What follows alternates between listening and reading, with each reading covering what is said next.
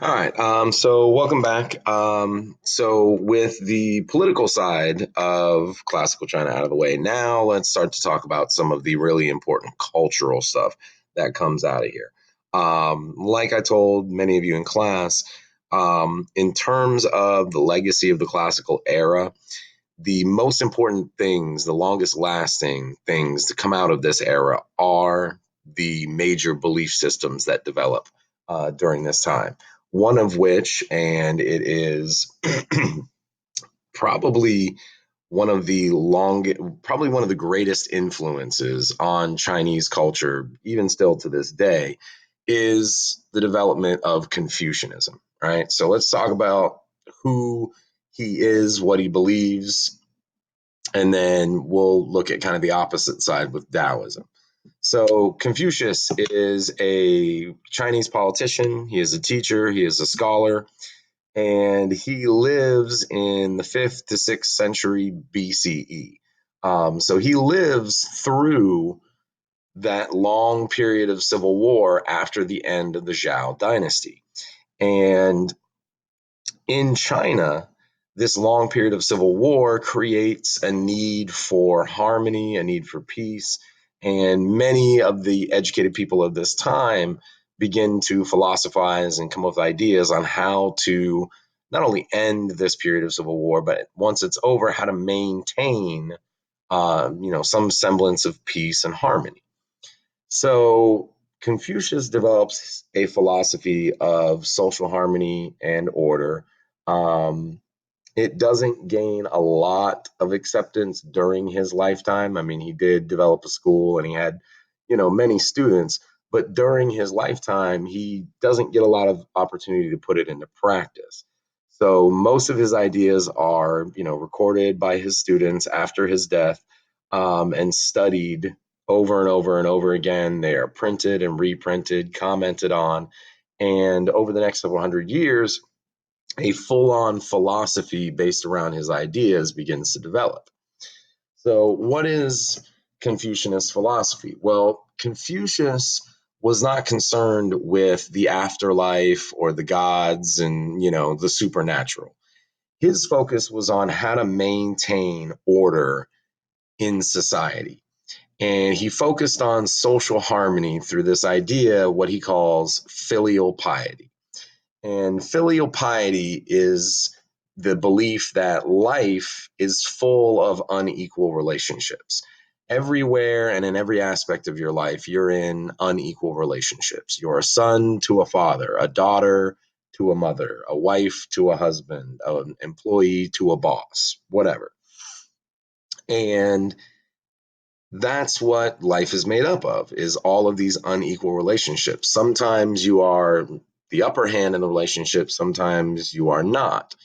And according to Confucius, in order for people to maintain harmony and peace and law and order, um, the the relationship, the upper hand, the person in the higher standing in the relationship must be recognized. Their higher standing must be respected, and it must be obeyed unquestioningly, as long as they are acting in a moral manner. As long as they are treating their subordinates with the proper respect, they are acting morally, they are not corrupt, they are not evil, they are not unfair, then their standing is unquestionable. Okay. This creates a very static and a very conformist view of the world. This idea that some people are just born into higher positions, some people are born into lower positions, and those positions must be maintained for there to be any kind of social harmony. Um, Now, this idea becomes very popular among the Han and later dynasties because it becomes the perfect reasoning behind the mandate of heaven. As long as your rulers are maintaining themselves in a moral manner, they are treating the people with respect, with honor, they are not mistreating or abusing their power, then they deserve to maintain their position because that is the position that they were born in. That is the position they were put in by the heavens. And that's the way that it has to stay. Now, Confucius did believe in some social mobility. But according to him, the only way that you could raise your standing in society was through education and bettering yourself, okay? Becoming a better moral gentleman. And only those educated gentlemen, what he called the scholar gentry, could effectively rule and maintain the necessary social harmony and maintain those relationships that were so important. Now, this philosophy is incredibly conformist, it is incredibly stratified, and it is incredibly patriarchal because, in the scope of these filial piety relationships, the man is obviously, thanks patriarchy, seen as the superior in the relationship. And therefore, as long as he does not mistreat his wife, as long as he does not mistreat his children, his authority must be obeyed unquestioningly, right? And the only way to maintain harmony in the family, only way to maintain harmony in the government, the only way to maintain harmony in the population and society in general was for people of lesser status to submit to this idea of filial piety. Um, Now, another legacy of Confucianist philosophy is because Confucius was so unconcerned with the afterlife and the spiritual side of things. Um, this sets a precedent within Chinese culture that is long-standing, even into modern times, of being a very secular society, being a society that is concerned with practical, here and now solutions, maintaining peace and order, and not looking towards the afterlife or to the next life. Um, and again, that's become ingrained into a lot of Chinese culture. Now, another philosopher living in essentially almost the same time period as Confucius, and trying to address the same problems of social harmony and disorder and civil war, is a gentleman by the name of Lao Tzu. Now, Lao Tzu is not his real name, that is what he is known by to his followers. Um, but just like Confucius, his message is kind of falls on deaf ears during this period of civil war, and it's not until after his death that his writings are heavily studied and commented and compiled together. And his idea becomes known as Taoism and takes on a very popular following. So Lao Tzu and Taoism is kind of the anti-Confucianism. According to Lao Tzu, social morality, this focus on conformity and fitting into your role in society, is foolish and wasteful. Lao Tzu praises individuality, and most importantly, he praises the natural world as opposed to the man made world. And his teaching preaches what's called the Tao, all right, the way.